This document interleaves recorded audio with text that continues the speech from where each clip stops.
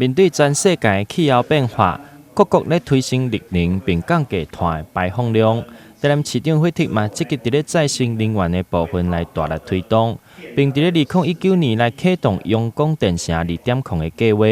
透过太阳能所发出的电量为全国6都的冠军，并伫咧明年度台南市学校太阳能所发出的电量卖达到1亿5千万度。是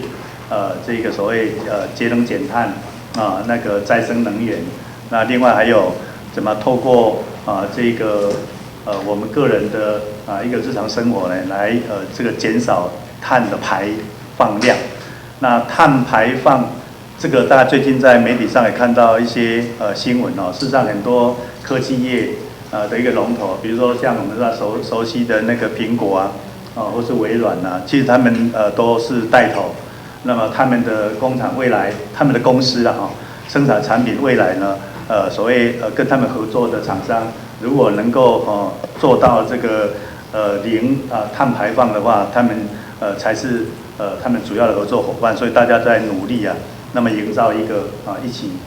为这个地球避免这个暖化那么所做的贡献。随着市府对能源转型的重视，进一步嘛带动学校发展出能源再生的课程。为伫咧台南市东区的博爱国小，嘛透过设计绿色魔法屋，来得到经济部能源教育标杆的学校金奖。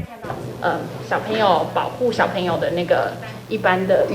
地垫，对，巧拼垫，然后就靠着换这3种材质，然后用照度还有温度，然后我们会放在太阳底下，让孩子观测，去最后根据实验结果去了解地板材质还有开窗的方式对房屋的温度跟照度的影响。然后这个实验做完了，因为这是标准的实验器材，然后我们就鼓励孩子做他们自己的。那我们就是用回收的影印纸箱，然后孩子要自己去设计开窗。另外，针对学生心理健康的问题，市府嘛推出新能力2.0幸运优转新能力图卡，让学生会当学习拄到任何的问题时阵，应该用积极的心态来面对，来进一步帮助学生来稳定情绪，远离物质。台南新闻刘品言采访报道。